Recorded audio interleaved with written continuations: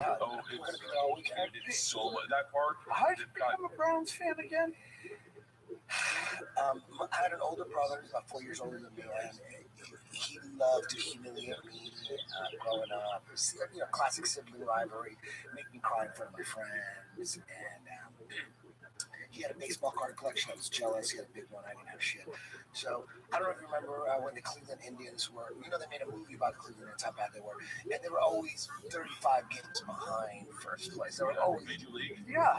One of the best movies ever. So my brother said, I'll give you a card. So he gave me Dennis Eckerson's rookie card of the Cleveland Indians. And instantly I was like, the Indians rule. I had one card. So back then, this was 1978, 79. Back then, the only access, you could watch TV and get the scores, the news. And my mom was always watching her Spanish soap operas. So I had to, in the morning, I'd go to the white people's neighborhood and steal newspapers, because Mexican neighborhoods, we didn't have newspapers in our front yards. You had to go to the white people neighborhood. I would alternate, and I would follow the Indians just based on the sports page. I'd get right to, there was like 3 lines on the Cleveland Indians, you know what I mean? Yeah. I wanted to know who got the most hits, and what pitcher pitched, and how many strikeouts he had. I just got obsessed with the Cleveland Indians. And back then I was a Steelers fan, because, they were winning Super Bowls. Terry Bradshaw, Franco Harris, Lynn Swann, everybody liked the Steelers. So I was a Steeler fan for football, but baseball, I was a Cleveland Indians fan. And then in 1980, the Browns beat the Steelers after they won the Super Bowl. They beat the Rams, and then that next year the Browns beat them, and I thought, I'm a 10-year-old kid, and I thought, wait a minute, they're from that same city that the Indians are from, and they just beat my Steelers. I love the Browns now. And I became hardcore. I was a hardcore Browns fan from the Brian, if you follow football at all. Yeah, the old school. Early 80s, Brian Sipe, quarterback. Dave Logan, that a tall white guy. Yeah. You have a tall white guy playing receiver, he doesn't drop any balls. You know what I mean? You can't be white and play wide receiver and drop any balls. If they're going to let you play wide receiver, you better fucking catch every. You notice wide receivers, they have one finger catches. They never drop shit. And when they drop, she's like, ooh, we might have to bench this motherfucker. Yeah. You know what I mean? But black guys can drop balls all the time, because then they're going to make up for it. They might drop an easy touchdown, but they're going to do some crazy shit. They're going to make up for it. What was that? A little race math? Hey, look at all the wide receivers in the NFL. They all have outstanding hands. Unbelievable. They never drop any ball. They run the best routes. Because if they did, they're like, dude, you better be fun. Your routes better be perfect. Yep. Isn't it interesting? You see, not a big plethora of Chinese wide receivers. There's no Mexicans in football. I think there's a half Mexican. There might be two. I think Anthony Munoz played. He played offensive lineman, the Bengals. Yeah. So you guys know football, okay? Yeah. Anthony Munoz, Tony Gonzalez, but I think he's Puerto Rican. If you're Puerto Rican, that's not really Mexican. So definitely not. We play soccer. Yeah. And we got heart in boxing. Yeah, boxing's your thing. Basically, there's no basketball for Mexicans. When I played football when I was 9, for, those PE teams, and back then, at 9, all the kids are the same height. Dude, I was playing middle linebacker and defensive end. I really thought that I was going to play professional football. Yeah. You know what I mean? I didn't know that I was going to stop growing. But I was so convinced that when the USFL came out, remember that other league? People were like, what do you feel about the USFL? I'm like, I don't give a shit. Whoever pays me the most money, I'll play for that. I didn't care. I'll play USFL. Herschel Walker's doing USFL. Fuck it. Why not? I love that you kept your options open. And then 6th grade comes along. See, that Pee Wee football is tackle football, right? Yeah. 6th grade comes along, and it's from 6, 7, and 8, middle school, it's flag football, right? So it's all about speed. So that's when people started getting, that's when Mexicans started separating from whites and blacks. At 6th grade, I was talking so much shit that I was going to be a professional football player. In 6th grade, I got cut. I didn't make the team. And I couldn't, so I blamed it on, pussy ass speed. I go, when you put the fucking, wait till 9th grade, when we put the helmets back on, we'll see what's up. I played tackle football, punk. You know what I mean? I was making up excuses why I'm going to make it in the NFL, yet I can't even make the 6th grade flag football team. So then in 7th grade, that 6th grade first year of junior high was a fucking nightmare. people wanted to kick my ass because I was Mexican, but I was acting white. I was in the metal and shit, and you're supposed to dress like a cholo at school. You got to claim a gang. You can't just be, you Mexican, man. Why you trying to be white? I'm like, oh shit, I got to get out of this school. People want to kick my ass. So I transferred myself to a white school clear across the town. So I became like just a loner instantly, and nobody knew me at this school, but at least they weren't, at least I didn't have to act like a gangbanger, right? So then I tried out for that football team, got cut again. Still flag football, got cut again. But none of my friends from the neighborhood went to that school. So I told them I made the team, but I made the team as a second string quarterback. I didn't want to get too greedy. But they kicked me off the team because I got in a fight. So they kicked me off. Right? So meanwhile, I'm like, okay, I got through 7th grade. I'm just waiting for 9th grade, just 9th fucking grade, so I could show them what's up. Fuck this flag football pussy ass shit. So 8th grade comes along, I fucking didn't make the team again, dude. I was like, fucking one more year. So 9th grade comes along, I'm in high school. Here in high school, they don't cut you. Everybody makes the team. So I didn't get cut. So they didn't know where to put me. I was so the only thing I could play was wide receivers. I was slow as hell, slowest guy on the team. Girls are faster than me. Slow as fuck. But I had good hands, man. So I'm slowest guy on the whole team. So I was a second string wide receiver, and they never played me. Second string behind Royal Wilbon, this black guy who could have played in the pros. Royal Wilbon. Royal Wilbon.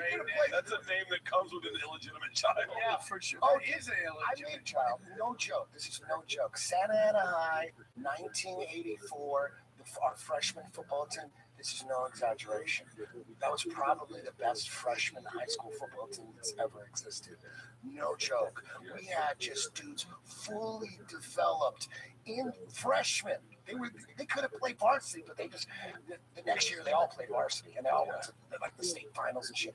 But that year we had them all. Every game was 55-0, 64-0. Everything was a complete smash. We had these two running backs first part of the season. Hector Valencia, the fast Mexican, and Donovan Mauga was half Samoan, half white. No, they were. It was like men playing with boys.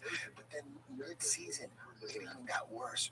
Robert E. Lee, this big black guy from Santa Ana Valley, was getting Robert E. Lee. We heard he was getting transferred in the middle of the football season. This guy was like fucking like Earl Campbell. Dude, he's huge. We heard about him, so he comes on board. Hector Valencia and Donovan Mauga, the stars. They're no stars no more. They just give the ball to Robert E. Lee. Nobody could tackle. We were just running over everybody. And they never. I played once. This is the story. They let me go in. It was like 15-0. They let me go in to run one pass, and they were going to throw the pass to me. The other second string wide receiver, he intentionally had a false start to fuck up my play. Then they took me out because I caught like a 3-yard pass. You know what I mean? I'm like, fuck, but it came back. They called it back because I know what he was doing. He was jealous. So the last game of the season, it's 50-0 halftime. It's Santa Ana Valley. We just crushing them. So at halftime, since it was the last game, the coaches said, "Hey, listen, we're gonna let the bench warmers play the whole second half." And we're like, "Oh my God, we're gonna finally get to show these motherfuckers what's up." Because I'm slow, but I got moves, man. I could shoot the motherfucker. But all you gotta do is just turn around and chase me down, and you'll catch me. I'll always make you miss, but you can catch me if you don't give up. There's no way I'm outrunning anybody. Anytime I got behind people, I'm like, I was just waiting for that hand just to grab me by the back of the neck and drag me down. But first play of the second half, we kick off to them. I'm on the kicking team. We're all running like, fuck yeah, running full clip. Like I never ran full clip on the football field during the game. The guy catches the ball. First guy that gets to him wraps up his ankles, and then the second guy spears him on top, and he falls back, and his arm pops off. His arm was dislocated, so he's laying on the field. So they called the ambulance, and by the time the ambulance came and carted him off, the sun went down, and they forfeited the game. Oh my gosh! That was it. That's when I knew. You know what? Football is not for Mexicans, man. Then I went full blown music. I go, you know what? I'll be a rock star. You don't have to run fast to be a rock star. The only Mexican I know in football is Mark Sanchez. Is he really Mexican? I mean, Sanchez. I mean, that's pretty Beautiful. I didn't do That might be I did his Good Morning stepdad's last America with name. him. You did? Yeah, we did Good Morning America, and his hands were massive, and he was beautiful. 6 inches, and that bald I think he is. chef, the guy from Cleveland, I forget his name. The bald chef. Yeah, Mark. Fuck it. I watched.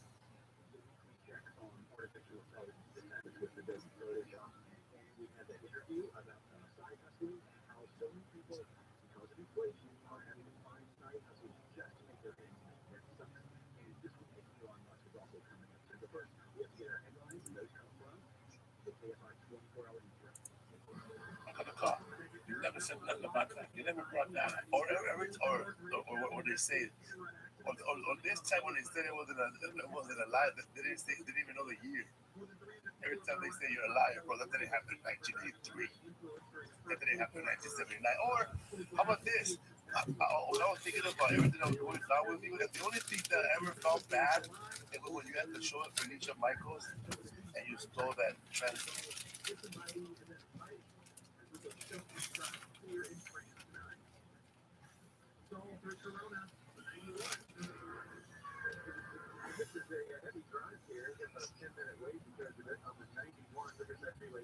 A transgender person's wig.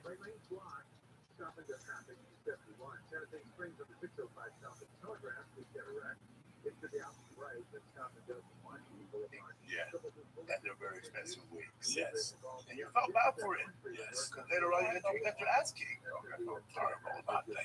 You cannot be responsible.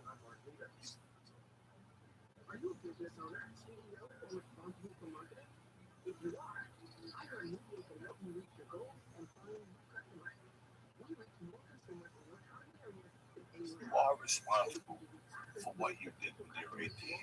I'm not going to hold you responsible. Unless you rape somebody and kill somebody like that, again, you don't know what you do when you're 18. Whatever. I'm not going to send you money in prison because you did your own fucking personal matter. But I'm talking about somebody that with a bottle when you're 18 and now we're 50. We're cool. And my we're cool. I've done things, I've done one dance. It didn't feel right. I moved on. You know, I love what I was raised to love what I was raised to love. I love all shapes, all sizes. Some I had fun with, some I didn't have fun with. But none of them ever could complain that it's something that they didn't. You know what I'm saying? Like, I'm not a criminal. I'm not a sexual being. If you call me a criminal, that I am. If you call me out and say 30 years ago I robbed your purse, oh fuck yeah, that probably happened. That probably did rob your purse in the supermarket because you turned your back. You wanted to ask for cold cuts and left your purse open. So I gotta rob you and left the wallet sticking out. I gotta rob you because you're a dumb fuck. You know, do I regret it? Oh, with all my fucking heart. I was a stupid kid. That's what you're dirty. So get it together. What the fuck is wrong with these people, Fleet Man? What the fuck is wrong with these people? And in the world of Hollywood, if you really know Hollywood, and you really know what type of people are out there, and you're really seeing it, how many times have you seen a famous manager go up to the store? They're gonna suck his dick. They'll run through it. You can't believe it. And guys too. Richard, when a hot agent walks into the room, even young male comedians start wearing skirts. They start walking up to him and like, "How are you? Right? Can I get you a drink? Send him a drink." And the part of the problem, but I will say that all women do that though. No, not everyone does it, but the part of the problem is everyone pretends when they're getting angry about this stuff that they live the perfect life.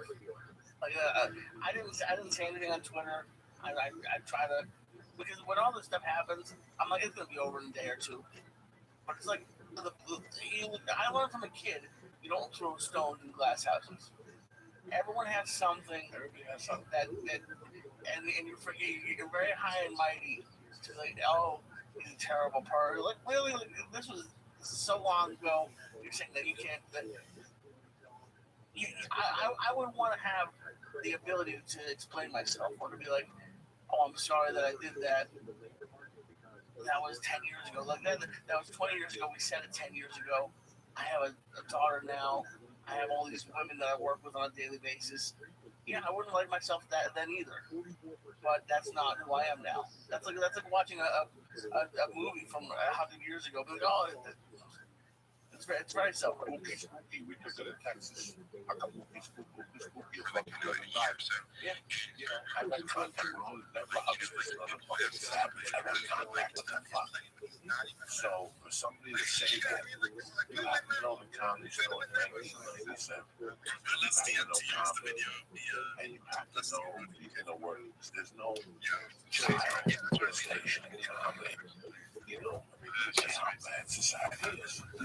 There's a 20-year-old girl today's that whatever. Whatever. I know this really not to do this. You got a punch you. All the flesh that you're hitting 160-year-old. You have to be guilty with it. You know, every time you show up at this store, you have to watch it. I saw it. It's easy. It's all fucking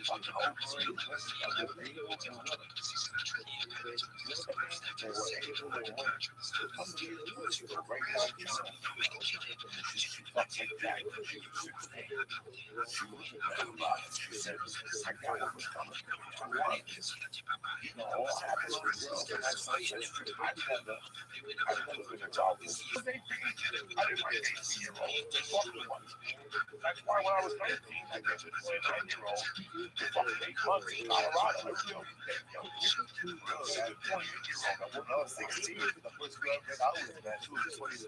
Yeah, I didn't like them girls. Single mom. They talked too much.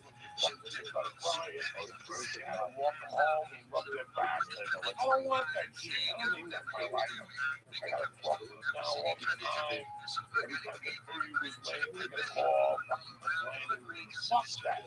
All the women, any woman that's been broken hearted, that's been cheated on, she knows exactly what it is. Remember, ladies, when you're 21, when you're 18, you have these dreams and this man you gotta be. And then you go out there and you meet a bunch of fucking butts.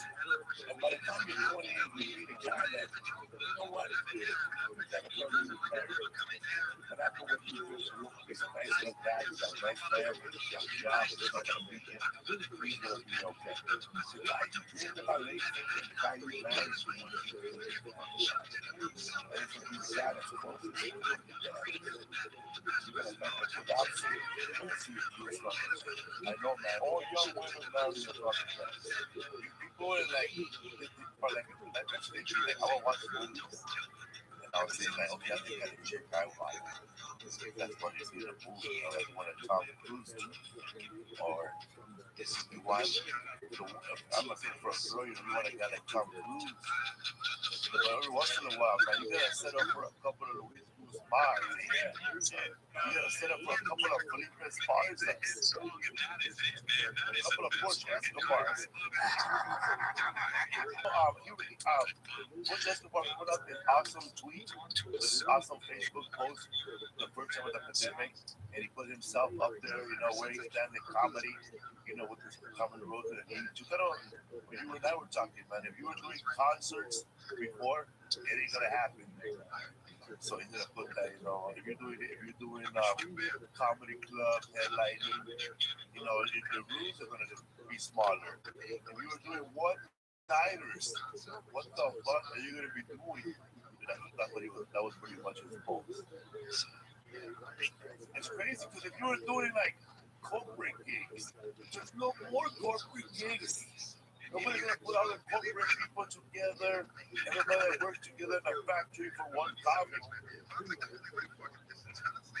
I believe you shouldn't have college gigs either. After what's going on with all these comics, it's gonna be hard to book another comic in your college. No. They got beats by the Dodgers. No.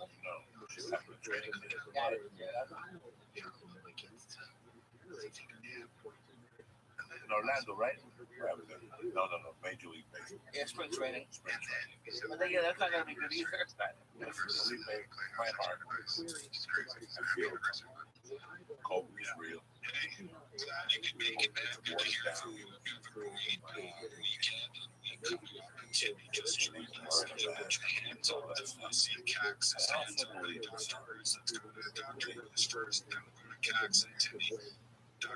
Oh yeah. I know 4 people were in a room and 3 of them got it. Michael Yo,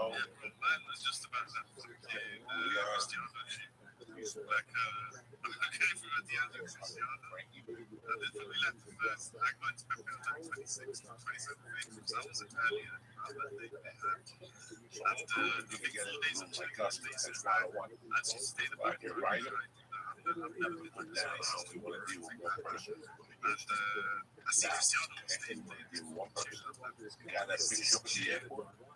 Cars gotta be sanitized. Buy little rice on cans. Just spray this fucking place. No more 5 people. Hey, Felipe, good to have you here. Hi, Felipe. Oh my God, we're so happy to have you here. How has it been? Hi, have you waited? Here's your menu. If you need something, let me get it to you. Okay. What were you saying? I'm a young comic. Can you do 5 minutes? I don't know, about 40, 45. So I told my friend, Felipe, My name is Don. You think you want to come up here? that's 7 people you're already in contact. I want to come back. Get the menu email to you. Call me and talk. Say, on the second show. Right now, as you know, the office you were talking about the other day. Talking about the other night. The office. Just them on the floors. They treat us. We got Timmy, who's been here. I think he's been here for just now on the guidelines. Spray offices, chemicals.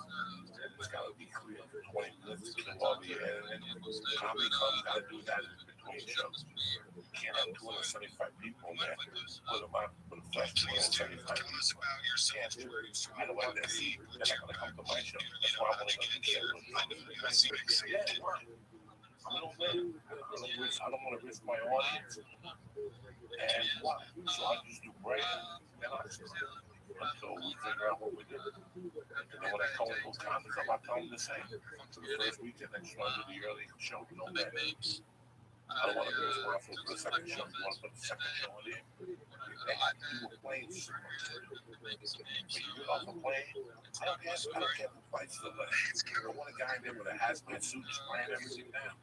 Don't make me feel better. Don't make everybody feel better. This is all you do in this time period. You're rolling your percentages of getting. Don't go to 3. Other people already went in there. Go and 8, you know? You're the first one. It's not even lines anymore. People running out of money. Supermarkets are empty. The days of lines are open. Food bank lines are food bank lines. There's no money. A big line for us. Big line. So, you know, you're going to have a hard time for a while. I don't think to scare people, but that's why if somebody would look at a tape 10 years ago. Like last night, we were still talking about Black Lives Matter last week. What happened? I just switched flavors. So you went after Korea one day, something else on Tuesday, or Danny Masters on Tuesday. Yeah, they go left on the side. I told you this happened on the 70s show, right? That's why the Scientology just rubbed me the wrong way. Like, you understand? I said everybody's ready to hand. Somebody to copy something I made, even if it took me 30 seconds to make. Somebody sees that it's good and then just like grabs it and uses it to get ahead to benefit themselves. They're blocked. Like, that's that. And they can bitch all like the fact that he got upset about it. Then I'm glad I blocked him because he was like, I'll just switch to my alt account and just attack your timeline like crazy if you want to play like this. And I was like, is that what you're going to do? It's your time. He got out 30 minutes ago.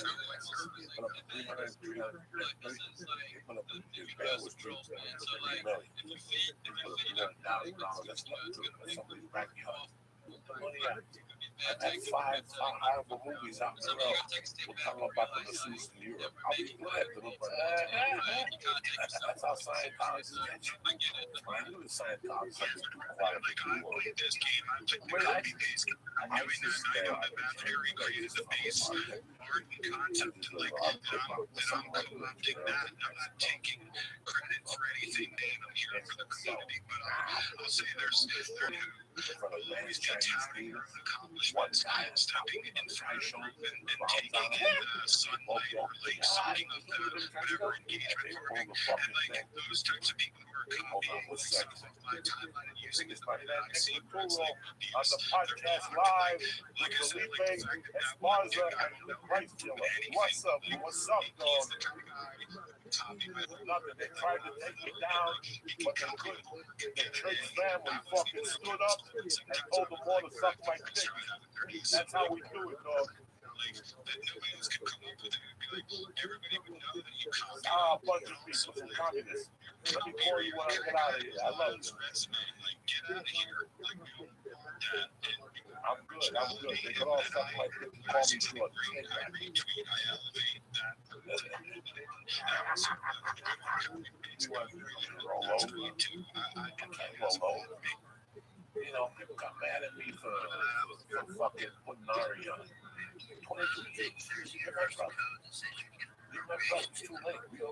It's too late. If you go down, I go down with you. If I go down, I don't know what you want to do. Scott, you came on the podcast and you kept people. How we stand together. We ain't fucking around. I ain't no comic fan of the Bible. Said something wrong. I passed 4 years ago. You're not going to bully me, bro. You should not now. You're not going to bully me. You bullied me 15 years ago. And now you ain't no danger.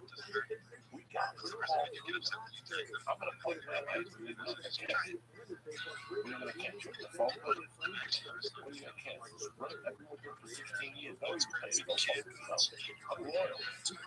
16 years. I checked the Spider-Man. I got my chicken Spider-Man. Got a phone. I went to the fucking place where they give you prime rib. Hollywood. That's well known. Who's on Frank? My wife went to Frank's. We had the pot roast thing with the days.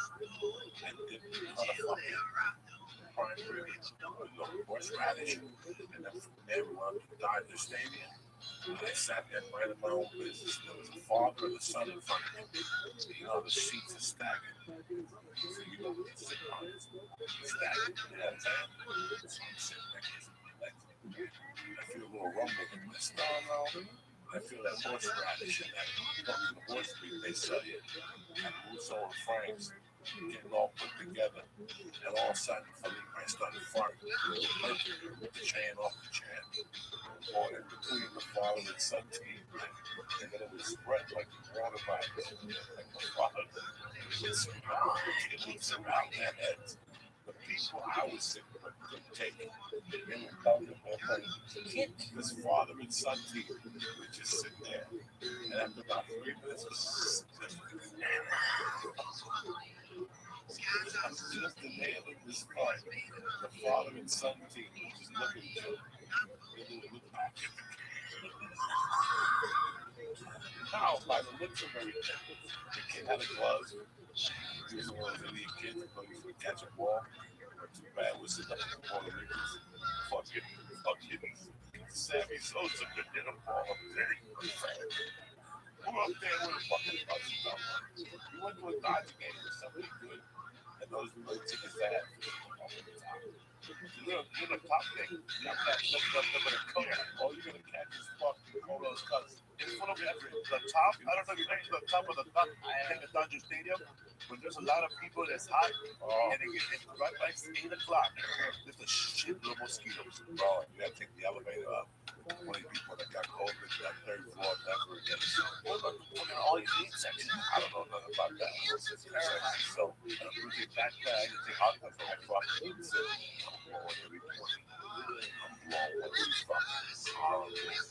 Are you trying to get rid of them, or you trying to go? I'm just having fun at this point. And the people I'm with, the people behind them, the people I'm with, I was with my wife and friends, and they're like, Jesus Christ, Joe. But the two people in front of me, the father and son team, for So every time they farted, they would tighten up. I wouldn't even make it. They were silent. They weren't making noises. They just stunk horribly. And the wind was blowing mildly. So it just surrounds you. You've been smoking weed outside. And the smoke goes around you. The fart was going around and they couldn't take it no more. And every time they kept looking at each other, finally their kid's glove went down. About the sixth day, it's about finally walked something and they just got up and walked away, bro. They left the game. They could You should be careful for your parts. Your parts are working down. Oh my God. Well, we were told that she brought it in New York City, but after a show, they went to this club with Bruce Mott and Toby Hicks. And they went to that nightclub, a tight little club, hot. It was big old farted, loud, but nobody heard it. People like, pa, pa, pa, pa, right? It smelled so bad, they cleared up the whole club. Here in Puerto Rico, go ahead, party. Que olor es ese party. Puro, bueno.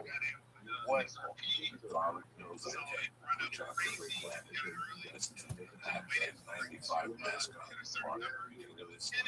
My daughter was that farted. I was sitting there and I smelled the mask. I didn't know if the mask was cheap. My asshole was that cheap. You know what I'm saying? When you sit there, I don't know which one. I don't know if the mask is Jay-Z or my fucking asshole is that much stronger.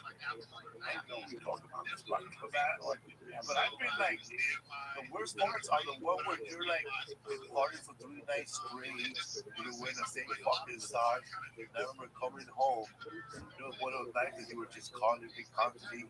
You know it's fucked up.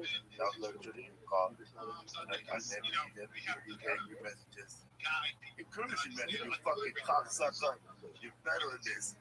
You're gonna be smarter than the white guys. You're gonna be smarter than the black guys. You're gonna be everybody wants to see you down. So man, I remember that. My stomach was real bad. I had a fucking burrito at Siete Mares. It was like a fucking al-pastor burrito. Like a salsa, and I would have seen a drink or chatas. I had nothing in my body but that. I turned up the fan real loud, real high, and I was hard to speak. And man, I was farting in my sleep, but the fan was blowing everything in my face. So I was really good at fucking. I love that. But stick to your mind parties. I love it. Remember Joey parts. Beef is strong. I don't fuck around. You should be canceled for that part when he just said that at the Dodger Stadium. He should have canceled you for being a left field pavilion. He's gotten better at it too. Now he angles it. I've always been very good. Since high school, I know how to bank shot apart. But I can tell that every time we turn this chair, like 90 degrees. I had but I'm also best over. I've done the chive I would go right to stretch. I've been fucked up. If you stretch far on you, stretch your kidney. Because I got I learned it from the Chinese. Did you say what they fucked everybody up the YMCA when you were doing Pilates? I fucked people at the YMCA one time. I fucked people up. The biggest fuck up I ever had was on a bus in high school. On the way back from basketball game, I smoked 3 bars.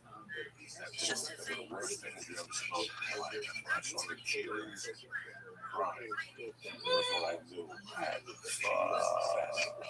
when the cheerleaders were crying, they're like, please, stop. This is terrible. I saw those girls crying. And I still remember the girl that was crying at my father's glory erosion. I didn't mention her name. She had so much passion. I still remember her and another one of the butch passion white girls. The proudest thing, I've never seen you so proud. They're making sure you cry. I was having sex, when I was wired out. You can either ignore it or keep going. So I ignored it. It went with my mouth, bro. Like my mouth was a bomb, bro. And then later on, she looked at me all pissed off. Well, you're mad. And I made a joke about it. Like cheese. How do you know if it's you party cheesecake in my mouth?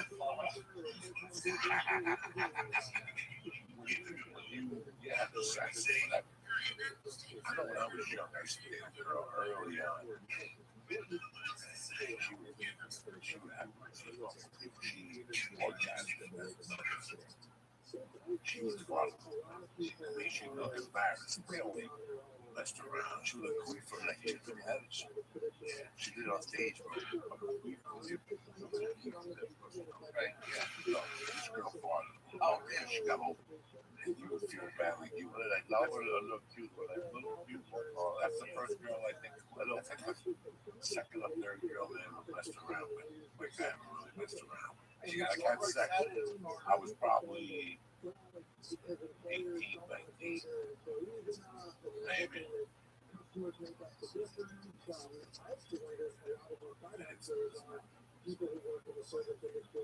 you think about the what do you want to do? What if they can't lose two tours?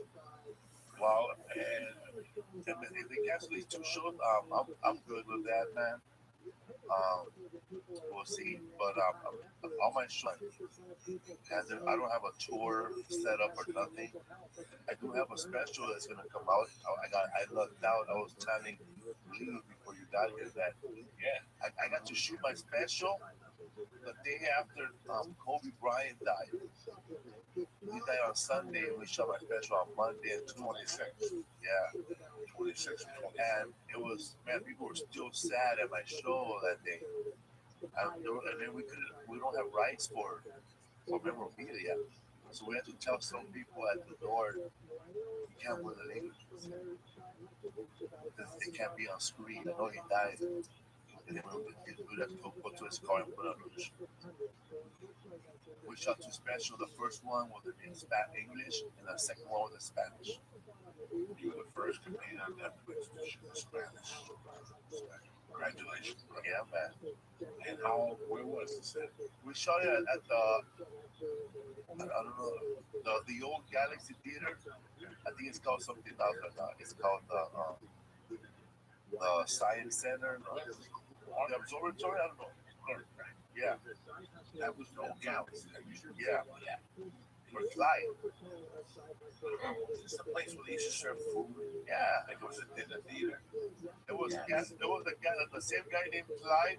He will book the Galaxy Theater and he will book the Coach House in San Juan Capistrano and Santa Barbara. Galaxy was private. Yeah, around that name. Santa Ana. It's called the Observatory now. It used to be like, this is 97. Yeah, man. This is 97, 98 we're talking about. $100, $100 Thursday night. There was a piano guy. There was like a comedian in the green room right here. And I remember that I did comedy with a guy that was one of the most interesting comics I ever seen. Somebody told me that before I went down there, somebody called me and they said, the guy you're working with tonight was gonna be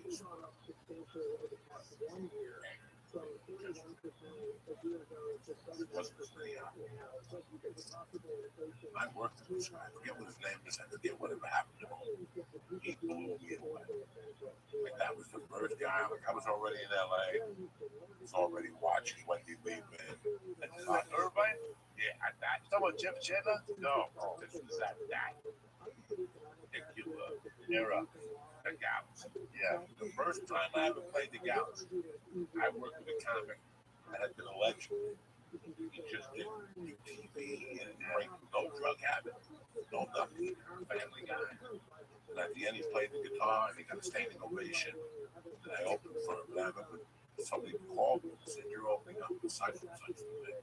He's an old timer. He's been around a long time. Kenneth knows that. It was something big. So he didn't want to travel. Wait till you see it. He's one of those type of killers. So I remember I was driving to St. Anna, and it's the 405, 22. So 405 South. Yeah, 405 South. Okay. I was not good friends with him. Me and him had exchanged hello. Chance the strip club, bro. He had acknowledged me a few times or whatever. One night, you have to go to 101 North to 405 South.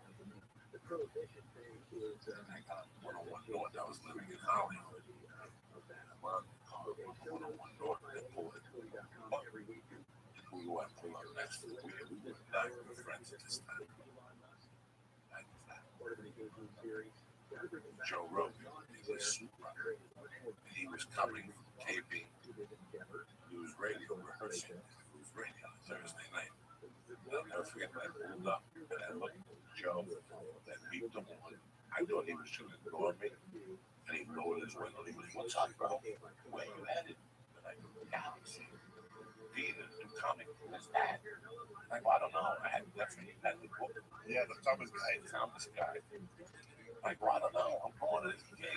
He had the Subaru with the red rims. He was already fucking killing it. Young, tons of hair. We had to start tonight. And I go, "Yeah, I'm going to go down there and then come back. Then go to the store." "Wow. You're going to do 2 spots tonight. You're driving an hour each way." I go, "Yeah, it ain't shit. We were just talking bumper to bumper." And when I raised my window, that's the first time I think he realized that I was serious about what I was doing. And after that, we became friendly. That was the first. We were friends from the store. "Hey, how you doing? Good to see you." I didn't know what news radio was, and I was too scared to ask anybody because I thought that kid was a retard. When I met Joe, I thought Joe worked on a show that did the news on the radio. Please don't ever repeat that to nobody. I thought Joe Rogan was like, "Joe, what do you have to say?" "Well, it's going to be sunny out there today with a touch of haze." That's what I thought Joe did. So I didn't really know. And then maybe 2 weeks after that, I go, "Hey, bro, do you mind if I come to a taping of one of your shows?" And he's like, "Yeah, call this number. Call that number, not the message they call me."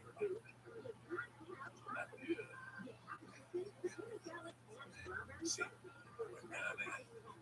The audience, everybody else, like, watching. I was blown away. It's always cool, man, when like you meet a cool dude, you know, a cool comic, like that we do with Joe Rogan, that he didn't know him that well, and he just saw Joey's drive. I remember, man, when I was at the Laugh Factory, I had just got off the stage, and Sean Wayans, one of the Wayans brothers, he just tapped me. Real nice, the whole family beautiful, bro. Every time the Wayans see brothers, you don't see that too much, you know. So I said, he said, you're funny. What's your name?" He said, "Felipe." And I said, "What else you do?" "Just do this. I'm trying to get like writing jobs." I lied, dog. I'm trying to get writing jobs. And then he goes, "All right. My brother has the show on at night, the Keenan Ivory Wayans show. You want to write?" He goes, "I'll hook you up." And I said, "Sure." So here's my number. I give him my number. Monday morning, somebody told me, somebody called me up. "Hey, Felipe Esparza, you're going to be writing jokes.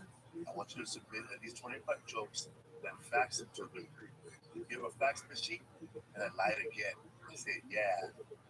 Bro, I went to go look for a fax machine with Joy Medina at Cedars, an old one, and I found it.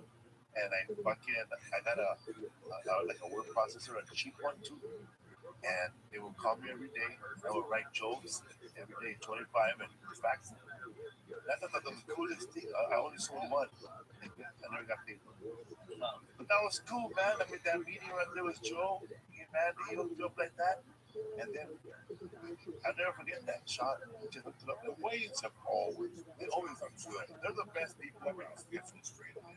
I don't know what it means.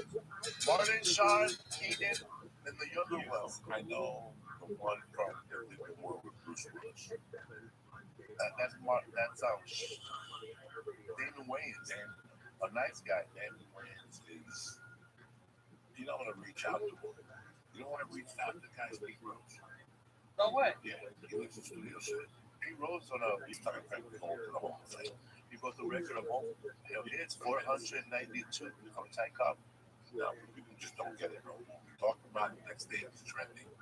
Because they talk about how they used to be for people from the Yankees and Boston, whatever, Cora, I don't know. I was just talking about this with Lee. So I went to Pete Rose's page, and that's like for information on how to contact Pete. So I sent an email. Let's see what happens. I'll send another one next week. I'm just saying, I'm sorry. The other Wayans. We talk about the way the brothers. You know, the two oldest ones, one who had a living color, gave me some tips.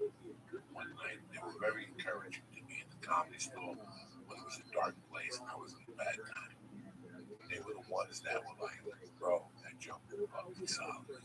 Dog, the way you went up there dancing, you had me cracked. You know, That was David, right? Damon, Keenan, those are the ones that were really, they were going to the hangout with Paul. Yeah. They were going to do all movie night. So we had that. And Keenan kept coming. Keenan was, listen, bro. All right, guys, when you get into comedy, the good thing about comedy is you always going to end up somewhere. You might not end up a comic because you, like right now, I'm trying to write a book, but I've had a hard time putting my thoughts onto that paper, and that's okay. You can't be good at everything. I don't know how to change oil in the car either. Okay, but from comedy, you're gonna learn where you want to go. Phil Jackson is not the best basketball player, you know, but he learned how to be a good coach. So Keenan would struggle on stage. You know, he would just go up there. You know, he's a funny guy. It's like if David Chase went on stage. He can't fucking do it because of the Sopranos and transfer it to stand up. He knows how to transfer it to a scene. He sees the big picture. So it is the big picture. With Keenan, he can tell he saw the big picture. He could see Jokey Boo's weren't his one day. He would usually go down with David and Robert Townsend. And Robert, they would meet and go friends. This is 97, 98. When Toss had the big trench coat with a hat. There you go. I'm a bit. There you go. You want to talk about farts? I'll give you farts, Johnson. So, boom, a little backup. There's always a tremor. One day you're gonna fall out of your chair. There's always a tremor. So the part that we tell Doug to shut up, and then you do the last one. So, it's funny that David would go up, Keenan would go up to the thing. What happened? Keenan would go up. This is when we used to get 18 people. So you had to have 4 people to have a show. If you went up there and bumped at 10:30, people are gonna walk, you're gonna lose people. So the guys that would go up at 12 would be in the back cheering for you. Don't bomb, because Bro, it was if you fucking walk them, we're gonna fucking leave. Please don't walk people. So we would go up there and watch you and bulldog you. If you went up there and said a bad joke, we would fucking, like, what the fuck, bitch? You're gonna walk these people. So what happened was this kept happening. People were going up there and bombing, and me and a handful of other guys could go up on a Wednesday night. Because you went up there with your stupid fucking magician jokes, and everybody fucking walked. So one night Keenan went up there, and he wasn't having a good night. There's 8 people. And Keenan goes up, and he's not having the best night of his life. David is on after him. Okay? And we were back then cheering for Keenan, and he's not going in the direction we wanted him. And all of a sudden, you see 2 people order a tab. They go, tab, please. And I'm like, losing my mind. And I would never disrespect. Never would I disrespect another comic on stage. One of my friends, Thomas Ward, my brother from Detroit, right? Detroit. Yeah, you all know him. The other brother, they're all killers in Detroit. Thomas Ward got up and yelled, yo, you ain't funny. Get off the fucking stage so us other young brothers can get stage time. And he meant it like, come on, man. You bump us, and then you're not fun. Thomas fucking Ward. Seriously. Like, I remember calling Thomas next thing. What happened to you last night? Man, how's a brother gonna take stage time from a fucking brother? You know what I'm saying? I'm trying to make my little $15 motherfucking. They gotta come in there, but ain't him. It's any fucking gripping. We had had it by that time. Because the late crew was getting tortured. You already knew if you were going up at midnight. Bro, you will see a night where Palm Woody did 2 hours, Eddie River did 3, and then a Dice Man closed it out with 2.5. Bro, it was Eddie Griffin was walking past the team, but they give the lights out for He born was over there for an hour and a half, and his cousin. And we just sit there all day. I was like, tell people when this happens, don't worry about unemployment. Go get your cash at the supermarket or stock shelf. Me and Felipe never had that problem because Felipe turned me on to all his buddies' rules. And paid $50. I paid $50. $50. That shit adds up, bitch. From burritos, cars. We have Ralphie going on there too. Ralphie doing the way home TikTok.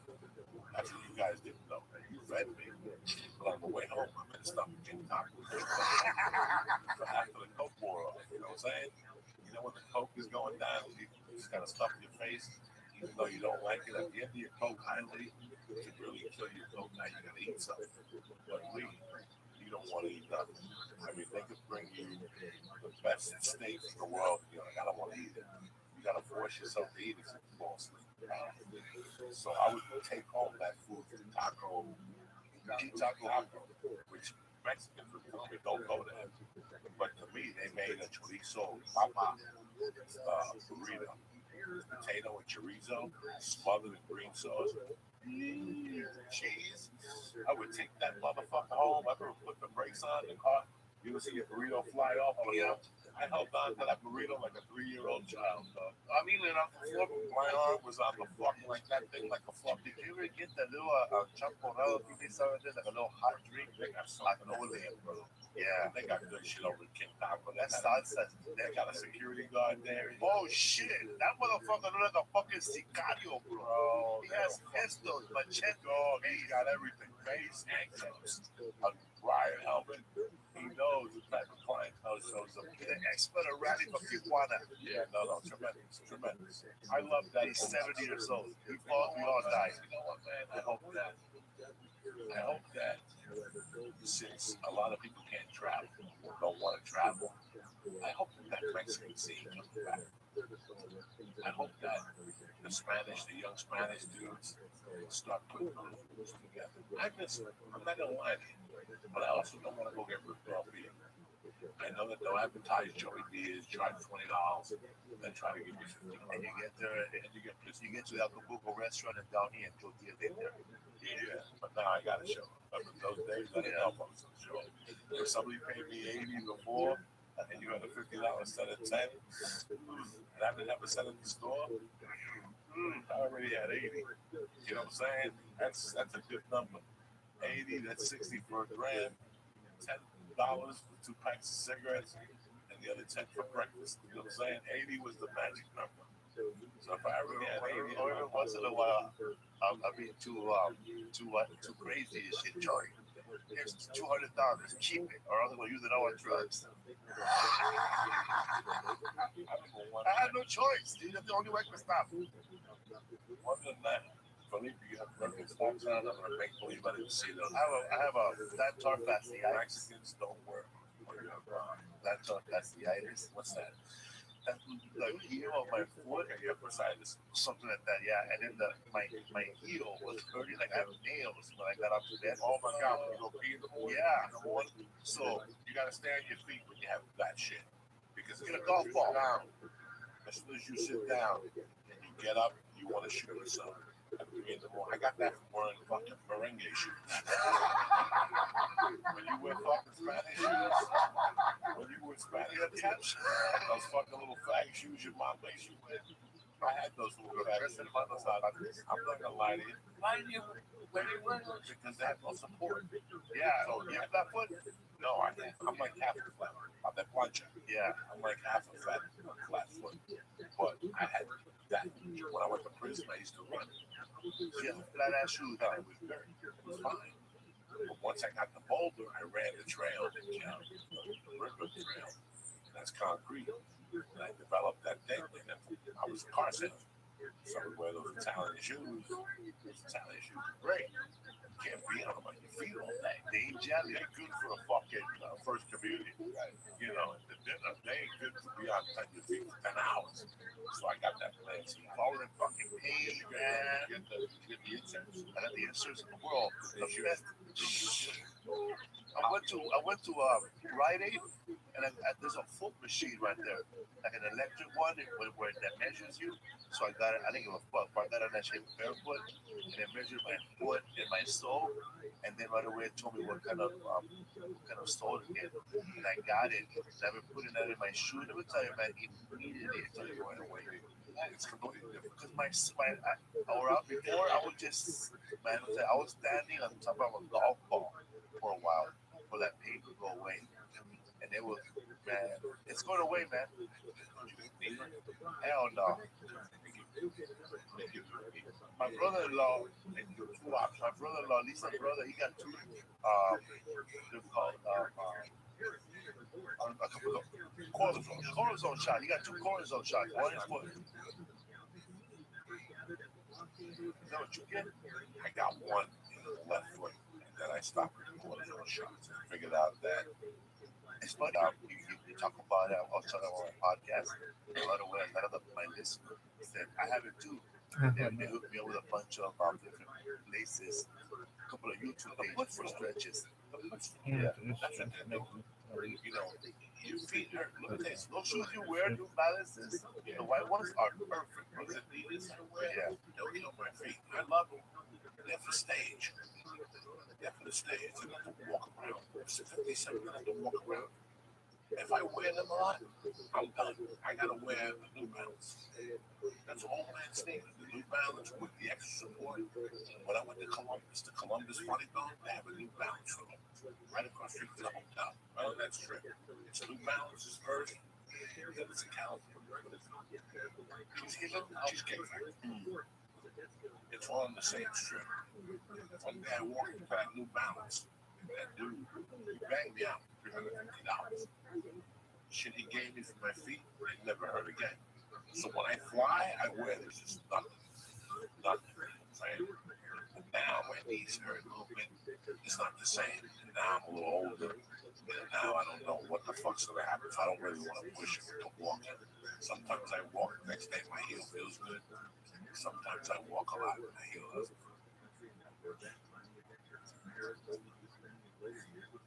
I was dragging I didn't know what was going on. I would get up and go pee on the road, and I didn't know it was Lee, right? And I'm walking, hitting the hard floor of the bathroom. I feel like I'm walking on top of golf balls. Yeah, you have no idea. You have no idea. No, actually, no marbles. The first time I went, the doctor he shot me in the foot. The pain of that thing goes into the ball. They have to shrink that ball. So it's a little ball, it's called the burst. It's a little ball Full of calcium, right? full of calcium. Yeah, that build up. It's a fucking, I don't know what it's doing. We throw shit out of the fucking nose. I just know it hurts the fuck out of your feet, man. What would you do to adjust? You know, anything? Are you happy? Are you okay with this? With my plantar or with the pandemic? Just what's going on with life right Oh, now? what I've been doing to adjust, man? Have you accepted that deadline on your road for 2020? Oh, I accept it, man. They're gonna be nothing. I know that I'm not gonna be touring 300 seaters anymore this year, or more than that for a while. I don't think. I don't know, man. Like at first, I joked around about it, you know, like I'm not gonna go out on the road till I start seeing more white shit over here, like crochet class, or Con or Comic Con conventions. And are we gonna have another Comic Con? I don't think conventions are done. Or I think about the Ontario Improv. Whenever you want to sell out a show, that how hot that hallway is, where people are waiting for the next show to come in. You gotta figure those things out. There's no ventilation. They have to really. I don't want to go to a show and have somebody hit me up and say they can't go. I would listen, like all the bad things like that. That I don't feel bad about that. Somebody can't do a show and listens to the podcast and knows we take this shit responsibly. If you don't feel good, stay home. I'd rather you stay home and tell me you have COVID. I'll fucking send you a video. That's funny you say that because, I'll fucking make you a video. I'll do anything for you. But I'd rather do that than you come in and invest 100 people at a show that I'm throwing, man. How many sick people have you seen at your show before though? I see a lot of sick people at my show. I see people in wheelchairs. Wheelchairs don't bother me. I mean, that's just, I love walkers. I have nothing against that. It's the people who come in and they're sick. You know, we talk about the dog. It's the same way COVID. The flu gets you for 1 or 2 days. Guess what? I'm sorry to tell you, you got bills to pay. You're an American. You got bills to pay. So you want me to stay up all week because I have to free for an American. If we could walk around and talk on the phone, good enough for work. So we go to work. We still have the journalists. And the whole office gets sick. We're doing the right thing as Americans and stuff like that. But as humans, we're getting other people sick, whether it's the flu or whatever the fuck it is. So that's the problem you have. I don't really, what I'm seeing doesn't take a genius. I hope nobody's feeling bitter. But I'm not seeing people being killed. I'm not seeing it. You cannot be in a bar and social distancing. You can start here. Hey, how you doing? Very good. Southern Point hasn't helped this week, really? But after we have 3 drinks, we'll be closer and closer. To hugging people again.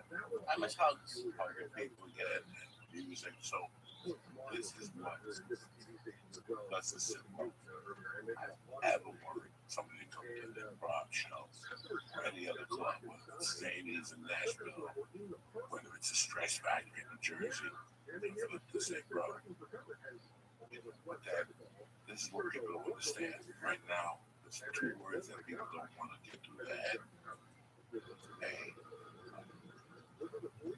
Hey, cut. Hey, cut.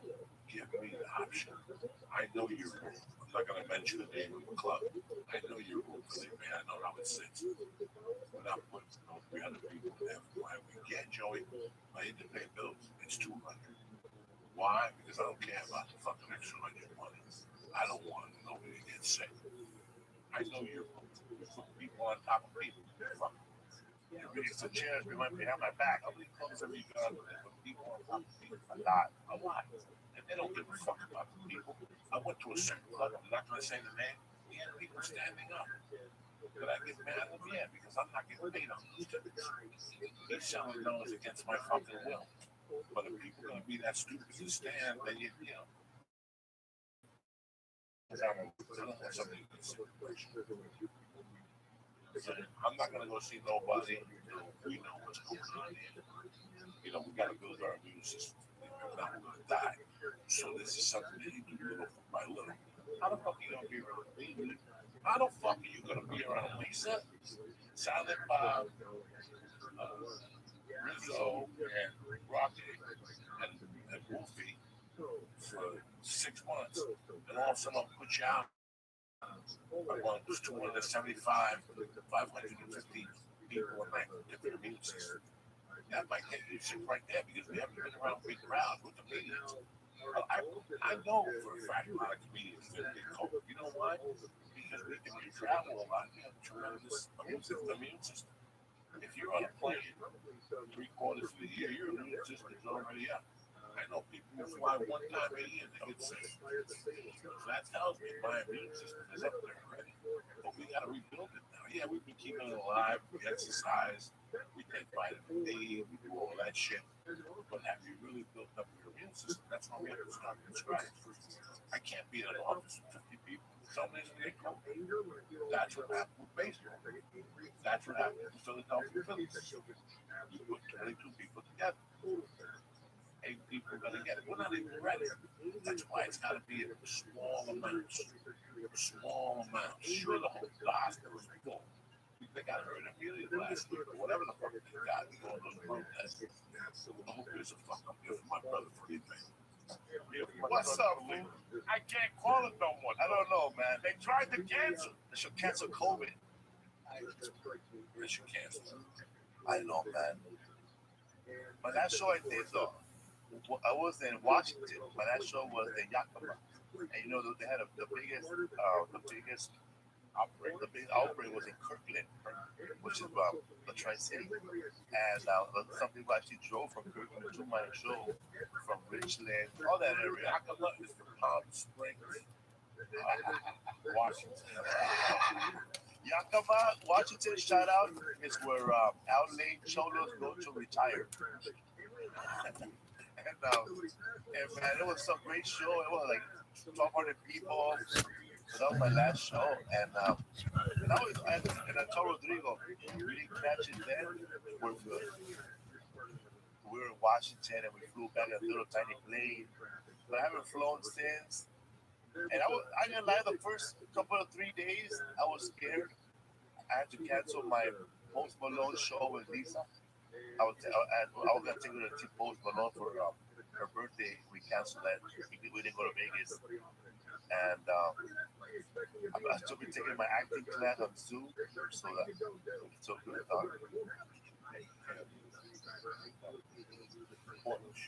Yeah, man. Working out, drinking water, just trying to be like Lee.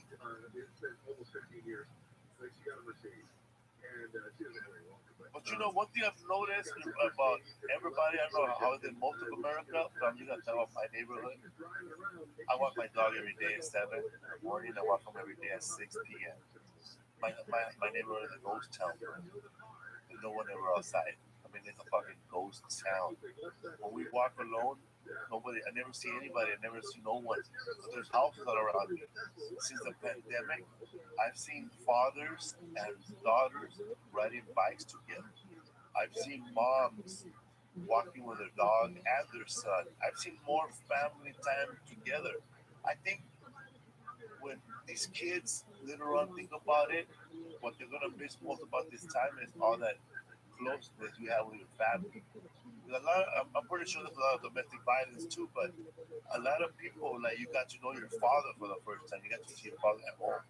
You know, my father was always at work. I never got to see my dad. I mean, I'm pretty sure like a lot of people are getting to know their father. I'm pretty sure it's tough for a lot of dads out there. They gotta raise their kids finally. Yes.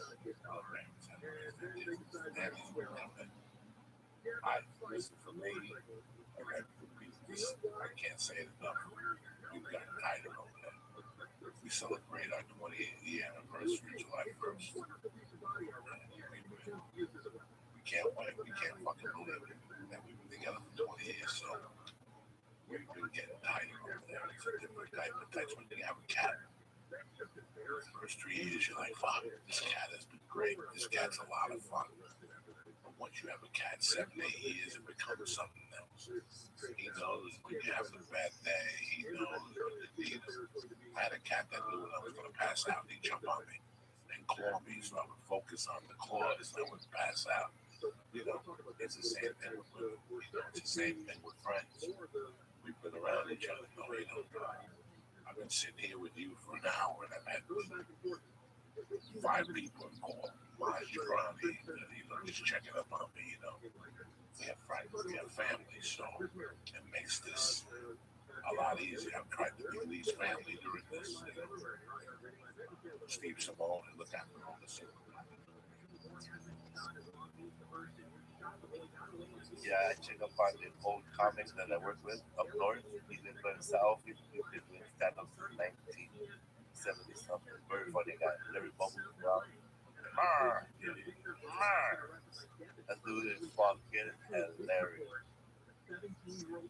And then there's another older guy named another older comic. I check up on them, you know. We don't have a date. I'm both coming out together. Yes, together.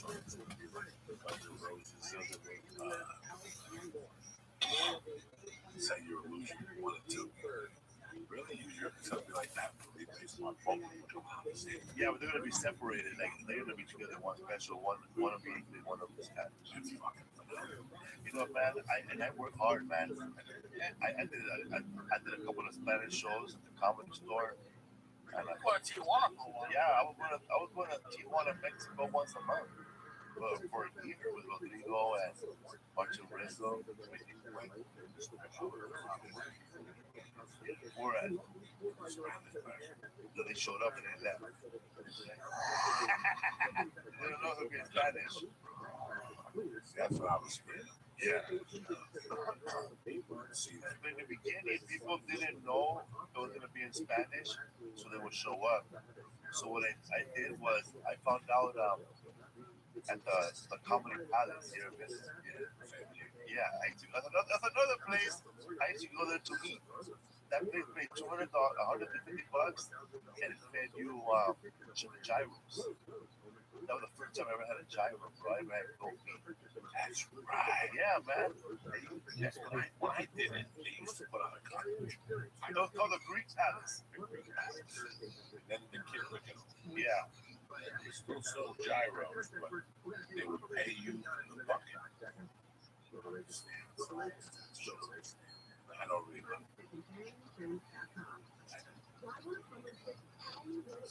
They offered me a kick, sort of a guarantee. If we make more, I'll give you more. I did good.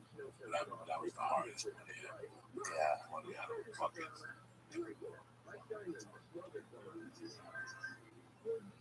Addiction made me think. That's the last time the guy that used to run it got a TV show and reality show.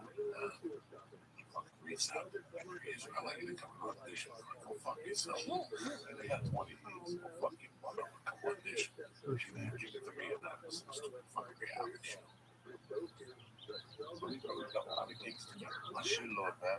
God damn, from your name. You reached right out to me when I came. We gravitated right to one another. It was your set, bro, at the, we met at the Laugh Factory. I still think about Maryland. I still think about all those times. I tell Lisa, those guys up. That's where you learn that comedy in this town is not the open mics. It's not in the comedy clubs. It's at those fucking Orange County sandwich shops. That's where you learn That's George Perez, that was shop. That was tremendous. George Perez had a great shop. Casa Latina. Yeah.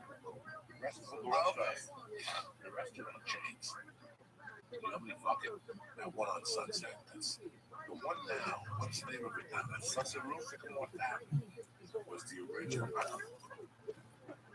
Oh, that's right. Yeah, right there on Sunset. Yeah. When I first started doing comedy, I won a contest there. Yeah. I brought all my friends from the projects, bro. And they had one in Superman Wednesday nights. So if you stay on Sunset and you go, how about that? Towards the fucking Scientology building, Right? Then you see the movie theater on the corner, right? Then you make that left. Is that right in the Silver Lake? 50 yards. That was not Pugo. So we used to hit the all you could eat lunch. That food, dog. Stop it, dog. All you could eat lunch, cheese enchiladas. We went there with the Mexican rice and the soup and shit with the chips and the all you could drink iced tea. We went there after the funeral. That's the first place I ate dinner in when I moved to Seattle. Me and the girls stopped there on the trailer on Sunset, and then we went to Fairfax. I took a shower in the fucking trailer, and we ended up going to the comedy store and then back to Doug Stanhope's house. We parked in front of Doug Stanhope's house with the trailer. That's the first dinner I had in LA when I came into LA January 27, 1997. I pulled up at 7 o'clock. Waiting through rush hour. We exited Hollywood on Island, and we said, "Where's the comedy store?" That was it. Where's the comedy store? She looked it up in the Thomas guide. We said the comedy store still not open until 8 o'clock. We said, "Fuck it, let's go to Acapulco." We took showers. There was a shower that spit out like 3 pounds per minute. It was garbage. It was like a drain. In the comedy store? No, the fucking RV we had. When I drove from LA, we drove from Seattle. I drove in our RV with a car behind us. And the fucking shower, you had to fill it up with a hose. Thing, and then it would fill up, and then you had like 3 minutes to take a shower. Medium water spit in. And we took a shower, we went to the comedy store. As soon as I walked in, I saw Eddie Griffin and the black guy from the Black Dragon. You know, the guy that played the monk. Yeah, the star of that. I went inside. I went on stage. Who was on stage? Don Barris. Running the open mic. First went outside and I saw wheels greasy. And I remember him opening up for Andrew Dice Clay and I almost lost my fucking so just think about that. I opened for Will Richie's in Council Bluff, Iowa. Remember that casino game? Yes. And man, Will has game for a big guy. I remember. He loved Asian women. And he hooked up with a front desk chick. He told her he was in a surprise.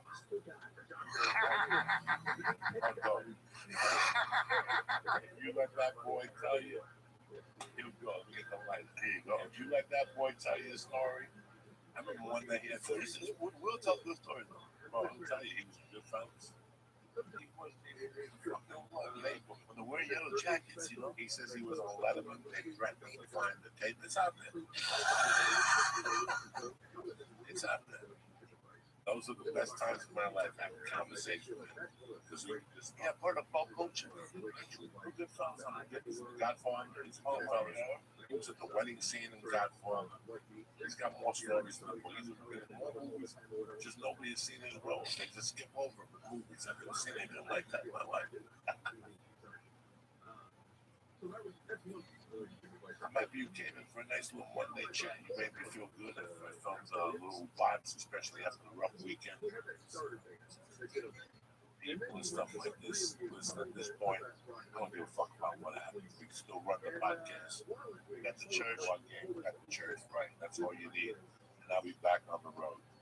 I think the only thing about fucking movies and film, if I offended maybe The Sopranos, I'm sorry. You don't want to use me or whatever. If I offended, anybody else, whatever. What can I tell you?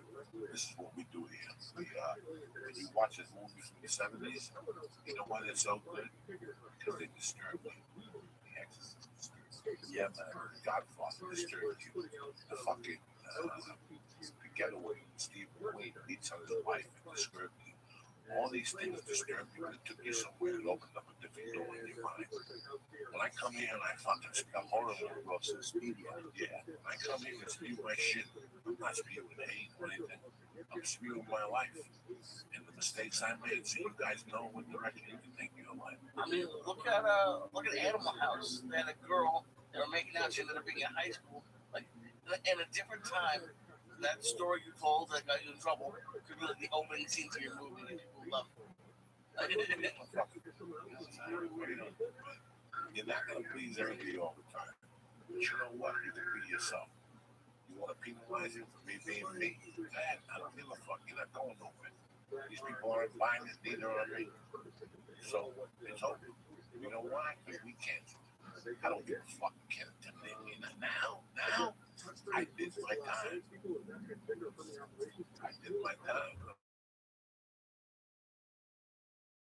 I got mouth to feed. I did what I was supposed to do in this country. I was found the loud and clear. I don't give a fuck if you think you're retarded. You could do it. We're no geniuses. These actors you see, they're no geniuses. No education. Can you imagine what these people do with everything they got? They don't have what most people have. So if we can do it, you gotta go for it. And listen, man, a lot of people say, "Oh, so I'm gonna use drugs. I'm gonna do all this to make it." Bro, you're lucky, bro. You don't have to go through none of that shit. He's telling you these things so you won't go through that. Fuck it. If you want to do it, that's up to you, cocksucker. What's your next date? Promote your I'm gonna be July 3rd, 4th, and 5th, San Antonio, Texas. July 16th, 17th, 18th, Houston Improv. Over there with what's his name? The same people there. Houston Improv, man. Oh man, they would have seen the shit we did at the last stop. put us in jail.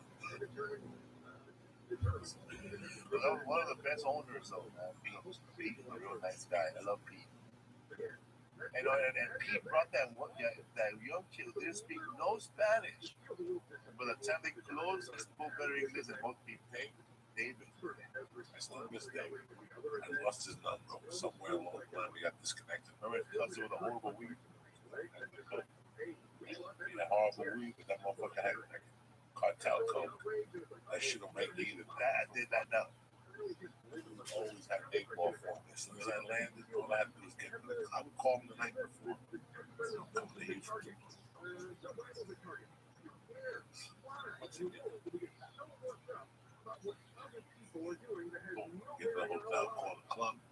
tell the owner to have a drawer ready for me. I'm needing because I got my sneakers. There was no sneakers. I was buying the fucking biggest rocket cup there was in Houston that night. So we lived a long life, Felipe. We're still here to tell the stories. We're still touring. There's guys that have come and gone that fucking gonna take over the world. The world they they're fucking lost.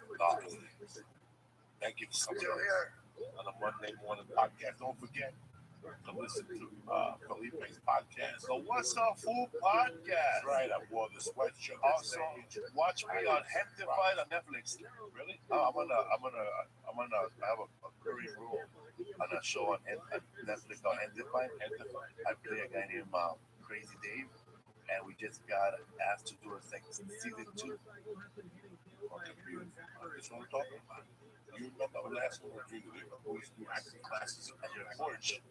There you go, you Rick Robbo, Cisco, There you go, people. and Rodrigo. When you really want to do it, you fucking do it. We didn't have money for an acting class, so we were doing the scenes from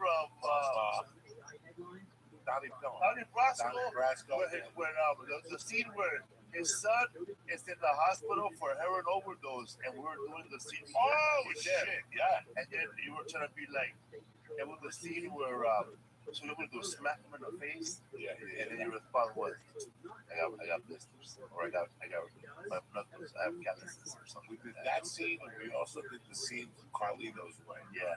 When he goes to visit the guy in jail. I got the whole thug. I got the line ready. I got the shells. All I need is the fucking word and go that fucking home. You understand me? Mr. Whatever, I never stole your money. Shut the fuck up. I do a lot of business with Jews, but I never liked this Kleinfeld. And we always talk about I remember that day when we were doing that scene, we got high and we ended up talking about how badass that one white actor came in playing that Puerto Rican. Come on, man! Oh, Carlito's Way, that little. Oh, yeah. He came in a fucking wheelchair, bro. Oh, he killed that scene. The guy that won the Academy Award. Yeah. Sebastian. Great book. Yeah. He played Puerto Rican. The black guy? The white guy. Oh, the white guy. Oh. What's his name? The white dude that played that movie. Yes. And he came on the American Way too, right? But to that scene, That scene that he tells him what impressed me was he asked him if he wanted to pass it. That's a word that people never ever use. That means bump to the cue. So when he said that, his name is on the tip of my tongue. And I can't remember. Vito Morganson. Still in a wheelchair. He came in the wheelchair. You guys strung out all dirty. That was it. We were talking about how good that was. Nobody even mentioned his fucking name. come on, man, you got everything, man. I got a shit through a fucking pie, man. I can't even fuck no more. I can't even fuck no one, man. And then Luis Guzman goes, "I'm gonna fucking shoot it." Yeah, man, shoot me, man. Shoot me. You're a bad motherfucker. You got a website. On the website, FelipeWorld.com. I love you all. I love you. Thank you. First of all, thank you for supporting me. Thank you for the kind words you wrote me about Friday night. And well, thank you for coming on the show. Being part of the fucking cancer community. That fucking shit is done. Cancer culture is done. Amongst comics, you fucking assholes have done enough to fucking try to be cute. And we don't like the fucking show. Switch the fucking channels. That's it, motherfuckers. It's over. I want to thank Felipe's part. I want to thank the Price Killer. And most importantly, I want to thank you guys. Don't forget, we're also on Spotify, YouTube, iTunes. We don't really know. The next few weeks, things are going to be happening, but we'll keep you posted. You know what I'm saying? So, I love you guys. Have a great week. Uncle Joey fucking adores you, motherfuckers. Thank you for having my back. We set a precedent today on fucking Twitter. We set a precedent by letting people know they just can't cancel you because you're not their cup of tea. Fuck you. Switch the channel, bitches. Please kick this fucking mule.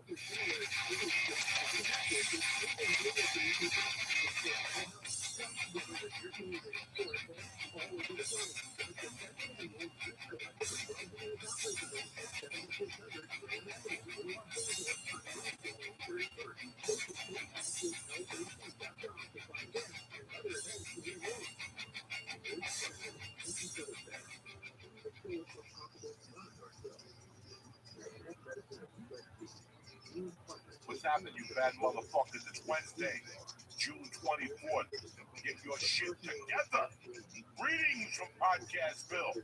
Take this motherfucking Julie.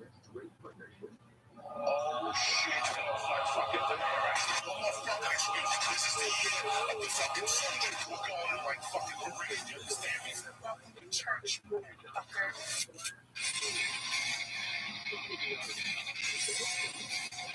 Oh shit. Beautiful day to be alive, motherfuckers. It's Wednesday, the 24th. I have a guest, but first I want to talk to you. Happy Father's Day. Remember, with all this fucking stupidity, we didn't get a chance to talk about Father's Day. I hope all the dads had a good time with the kids and the whole fucking thing. Everything is great. We're back to normal. We didn't dodge a bullet. There was no bullet to dodge. There was nothing there. So, thank you for having my back, you loyal motherfuckers. You know, day one, I've been talking about loyalty, and you guys proved it. You guys got the message how it works, that good and bad, you gotta stick together. If not, you have nothing. You have no reason to have friends. The people that do this type of shit, they're the people that watched Friends and thought the world was fucking just, so have to go fuck themselves. Besides that, I'm beautiful. I feel good. The flying fucking Jew. We did a couple edibles yesterday. I hope you enjoyed the live stream. You know what I'm saying? We're gonna do a couple more of those. Wanted, dead, or alive. I like that. I like that right off the bat. Representing. I'm smoking some fucking cherry gas from Urban Trees. I'm just feeling good. Had a great Father's Day. I'll tell you a quick story, and then we'll bring in Russell. Timmy Holloway is a dear friend of mine, listener and family. He sent me a Jimmy Page model. He sent me a Mr. Beat one and a Julia Serving one. This was his private stock that he sent me, so I appreciate it very much. And an Ozzy Osbourne. And I had them all here in the office. And every time my daughter comes to the fucking office, she takes one. Like all of a sudden, she's a fan of fucking Ozzy Osbourne. She liked it because he had a bat. Little did she know that motherfucker had a Wuhan. I threw that bat away, right? So she took that one home. Then she came in another time and took the fucking Julia Serving home, which I had at home anyway.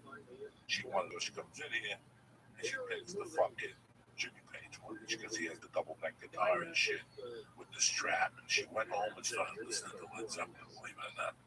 I caught her watching the song, but it's the same. So now, because she's got Nikki, whatever his name is, Poison.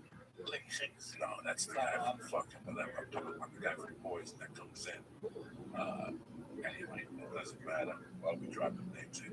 We left his drumsticks here. And as a souvenir, she came in and took the drumsticks. So I told her John Bonham was the best fucking drummer. So she watches Moby Dick, the video live from the garden, and she plays the drums on her bed. It's fucking classic. So forget about that. Her mother asked her what she wants to get me for Father's Day. She goes, how about a statue since I took Jimmy Page? How about a statue of fucking Robert Plant? So they went online, they couldn't find Robert Plant. Then she went to the obvious, she went to Bruce Lee, because she sits there and listens to my books all day. And there was no statues of Bruce Lee. So my wife goes, I don't know what to tell you. You know, and she started looking up. Yeah, my daughter watches Law and Order. Yeah, shit like that, but nothing dirty. Yeah, I know how to switch something on. We're watching Ray, and she liked the piano playing. As soon as he stuck the needle in his arm, I had to switch it. I don't, she's too young for that shit right now. Yeah, I showed her The Exorcist when she was 5, and then a situation. You gotta scare a bitch from time to time, you know what I'm saying? So, yeah, this part of Ray, when he bends over, and he grabs the little black boy's hand, his brother, when he was dead. And she fucking jumped. So right there, I'm like, I gotta be careful. Let me switch this. So I've never watched nothing bad with her. And if something comes on the TV, like I make her go inside in her room and I watch John on HBO on Saturday.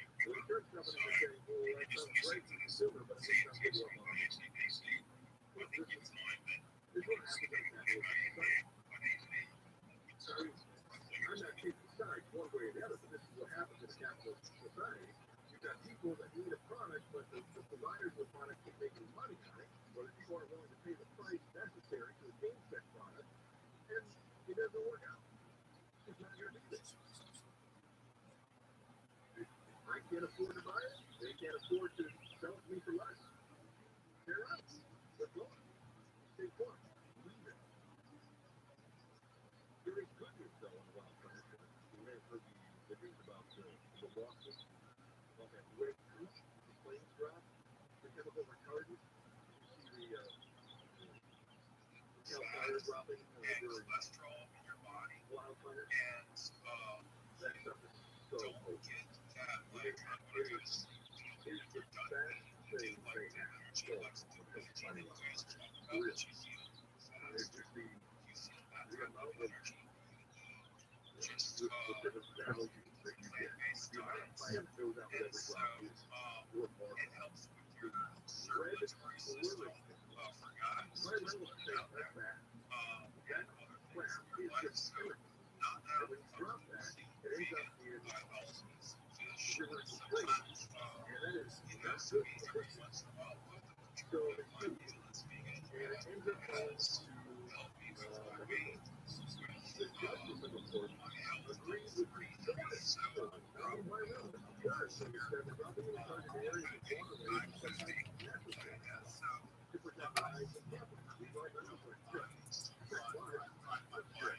exercise.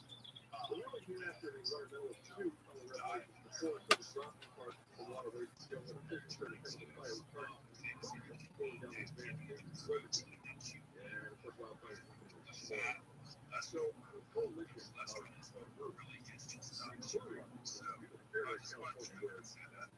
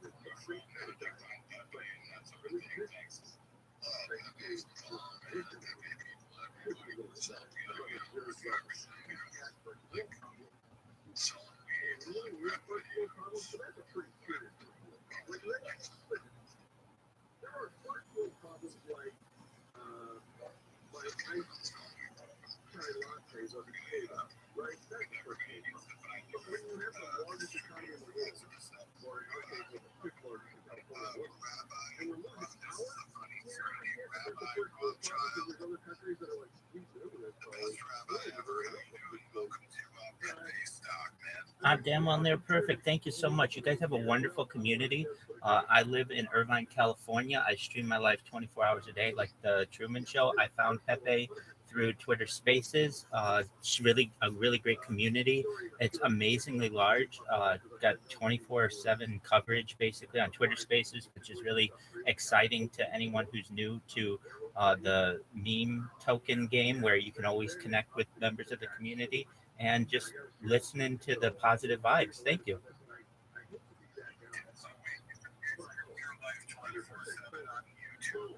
That's absolutely correct. I've been doing so for more than 666 days. I celebrate 2 years on June 6th.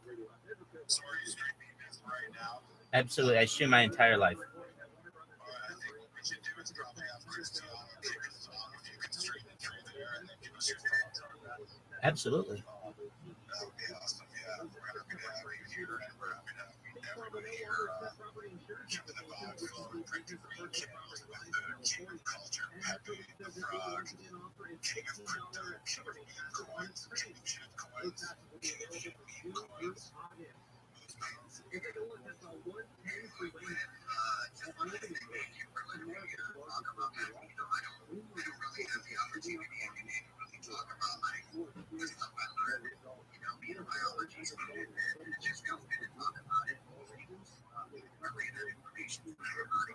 Like I said, I'm loving it, and I want to continue the conversation. I'm totally up for learning about intermittent fasting and the benefits of it. I think anything that can extend the lives of community members here, I'm like 100% on board. This is like positive cheering of like knowledge that's going to benefit people. Let's go.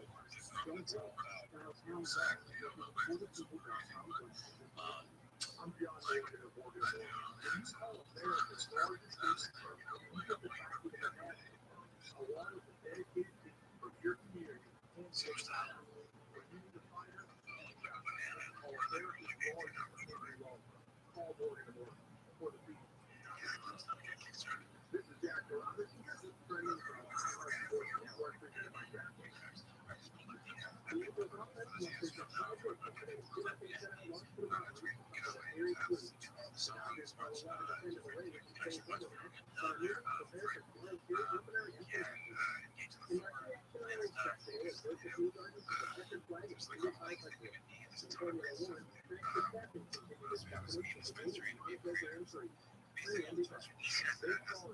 Dedicated careers.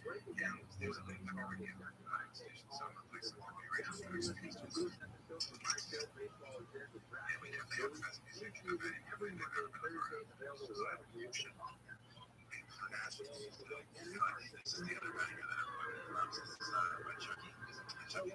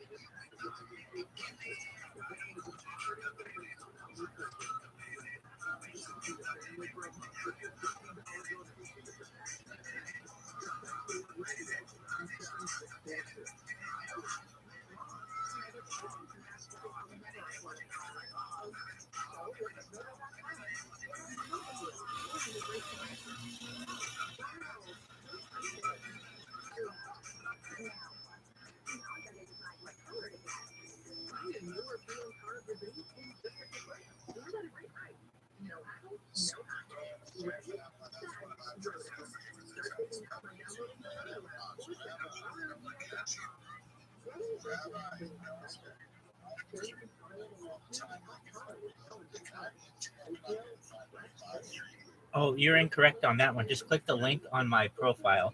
If you search Rabbi Rothschild filtered by live, you'll not only find me on one stream live, not two, not three, not four, not five, but 6 different streams 24/7. I do it for world. Oh, well, you're incorrect on that. I'm live on 6 different streams. Click that link and make sure to filter by live, and you'll find it. I stream my life for world peace. I don't want people to have war anymore. I want to help. I want to. Okay, then you can just type in Rabbi Rothschild into YouTube and filter by live, and you'll find 6 different streams going right now. This room is.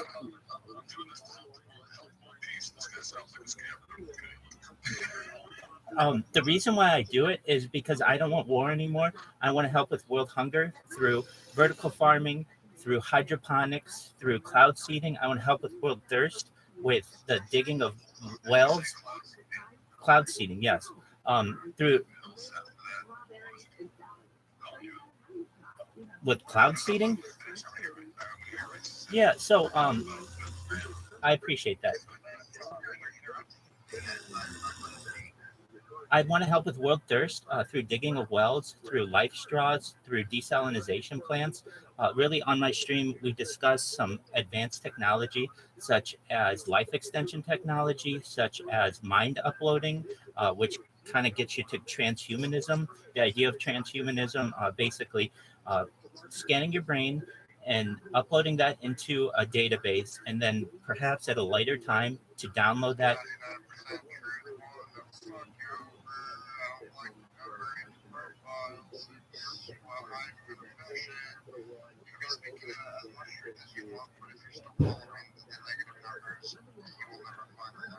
I appreciate that. That's your opinion. I'd appreciate it if I could just finish.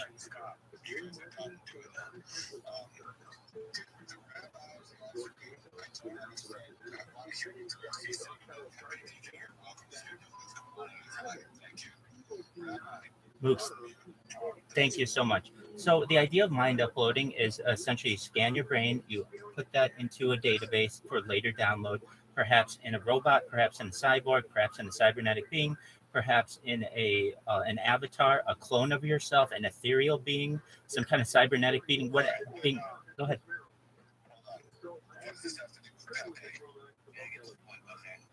Sure. Well, you were just asking me why I do it, and those are some of the things that we discussed. I stream my life and I document meme coins. So I really like to essentially get the story of what a meme coin is in their community. Those are just some of the things that we discussed, but that's not the only thing. I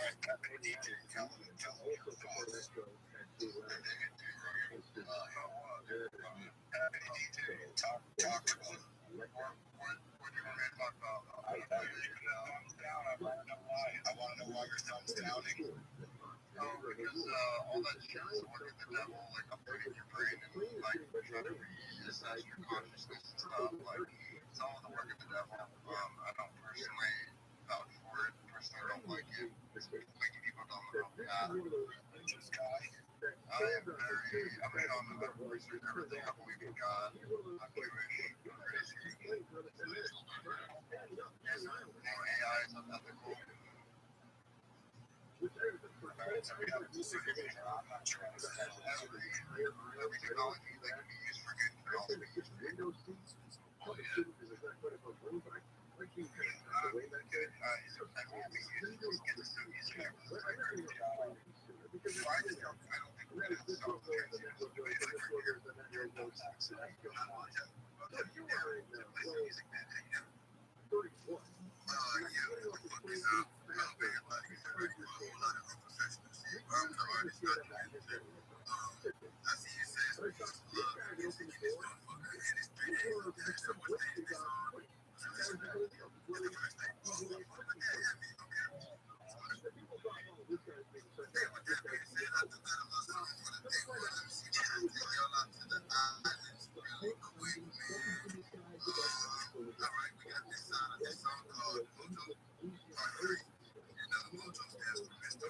Jupiter's Mars. And this song here is the third edition of that series. Here we go. Let's go ahead and crank it. Here we go. I got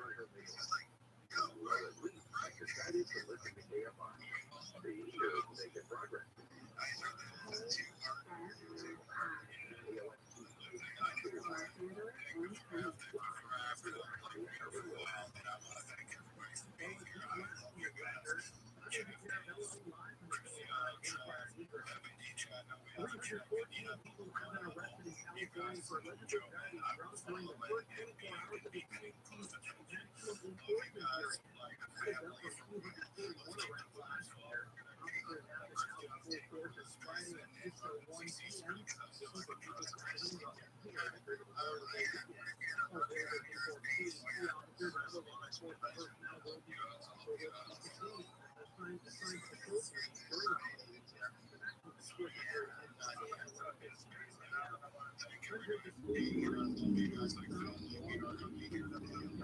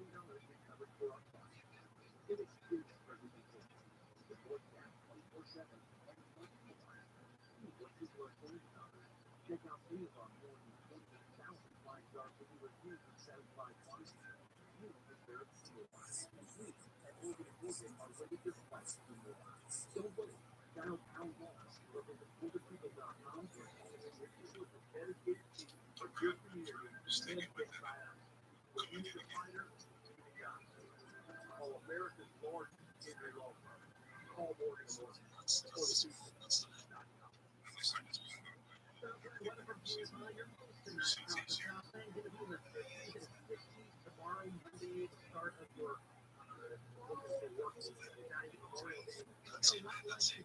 Just spreading Pepe. I've got a few friends from around as well. You know,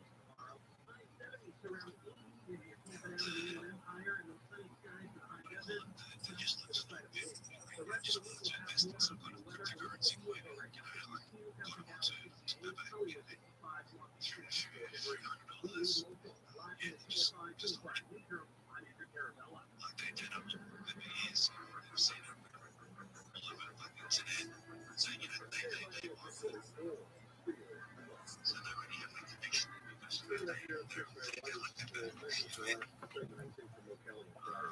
and they know your health waves up. So you know that's why they invest so much money in. Yeah, they just trying to buy. So just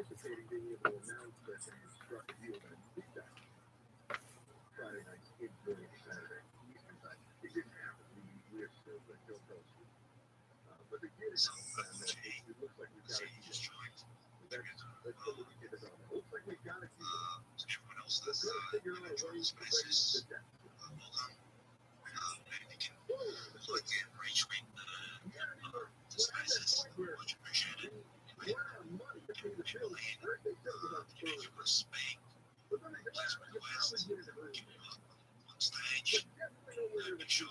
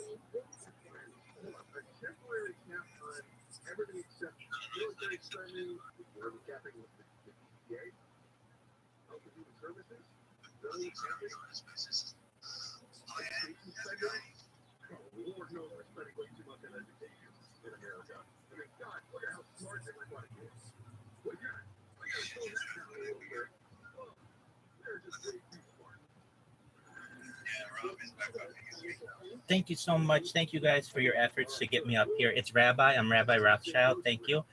Just wanted you to know I think that the Pepe community is very strong. The Pepe coin is very strong. Other altcoins are measuring themselves at the point at which Pepe is, and that's a really good thing. You guys are the pace car essentially of the altcoin environment, and you should feel very strong about the position that you have.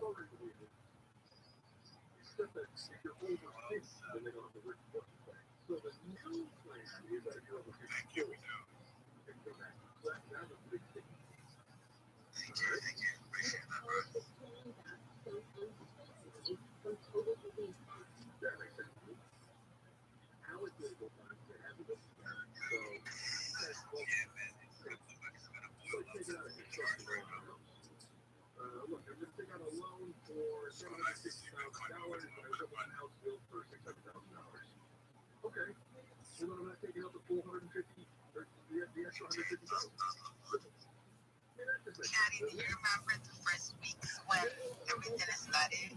We were so excited to get listed, first to push it up, then excited about everything. Let's just go back and remember to stay safe. We can go back into it. The things that we have to be excited to is that on committee events. June 9th, I don't know where it's all, people are here from, but if anyone here in the city save a spot for night, we love to see each other for the same day and celebrate together at Pepe.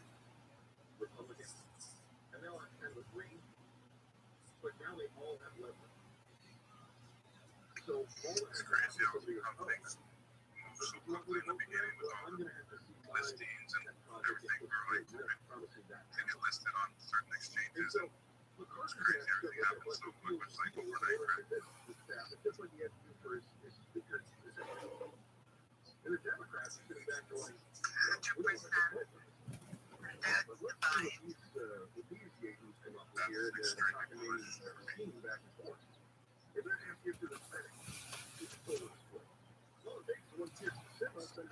Anyone else want to come up and share your story? How did you get into Pepe? How did you feel it? What is your goals? Please come up and share.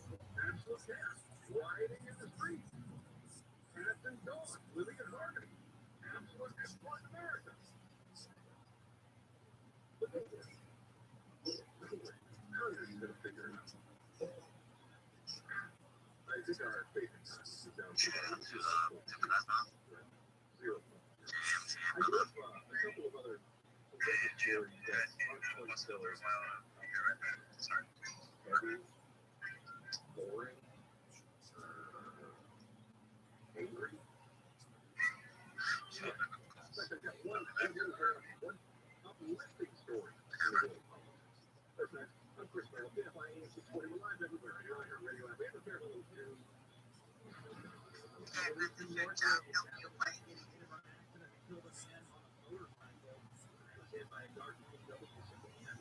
More than 300 people have been arrested across California this weekend for driving under the influence during the first 24 hours of the state's maximum enforcement period.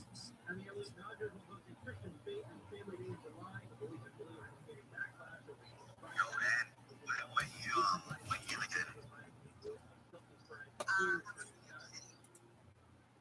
I heard that you're in Australia. I heard that you make a community in Australia in the morning. It's pretty cool. How'd you guys gonna get together? Yeah, six times as well.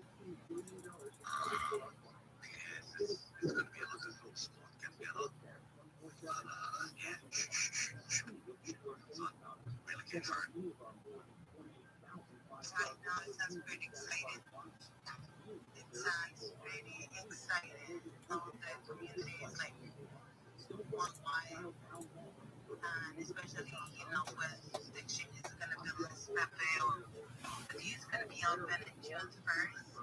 It's like it became more bullish for our community too.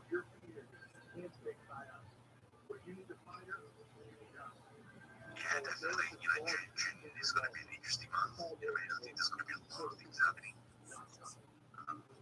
Good space, if you know about that, Pepe's. Yeah, Pepe's going to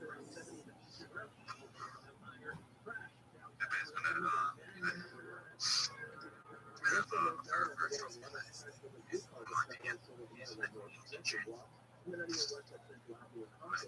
know, make it was, trying to grip that. And, you know, we want to, you know, was, you know, really, really liked it. So, you know, we should say stuff, so, you know, a lot of maybe, what is joining the community, loving us, and, yeah, spreading the love, and, yeah, just having fun. 100%.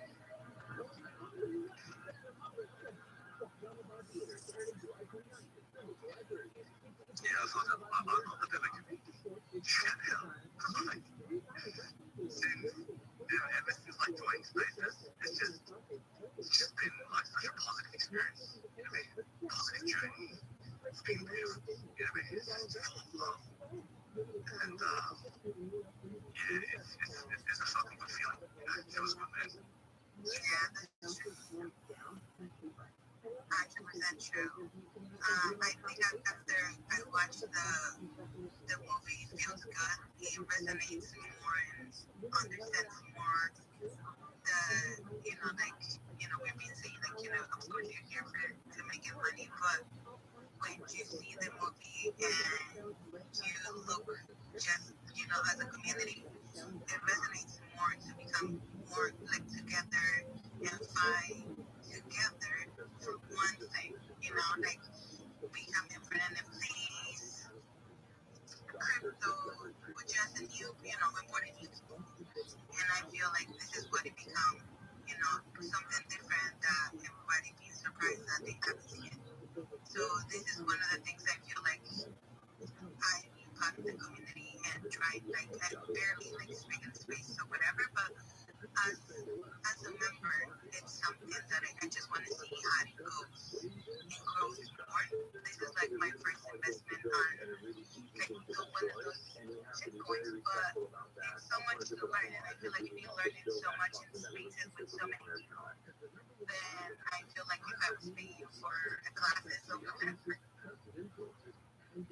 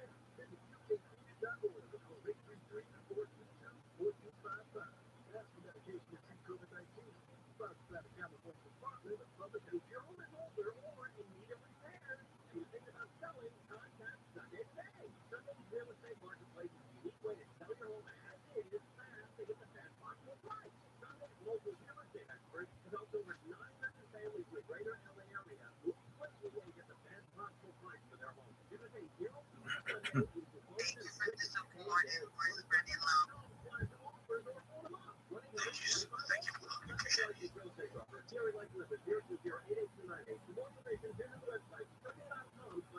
it.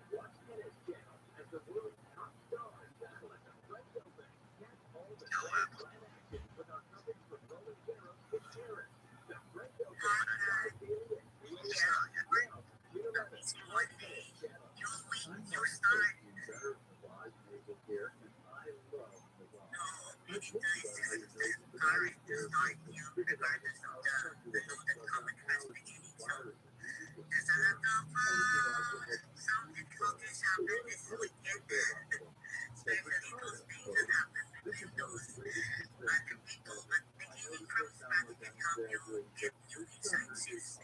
We have a new start, new Monday, new week. So see things more clearly and value what you're previously missed. So it's an opportunity to go beyond what you're doing right now. We have to look back to inspire to continue moving forward. So even your midfielder, the path ahead will be difficult. It is when it happens. After all, every day is a brand new opportunity to accomplish something amazing. So we have to let go. Past is past. No need to, no more sour creating, no more saving, no more whatever it is. Peace of work and Pepe. That's it. Have a great day, guys.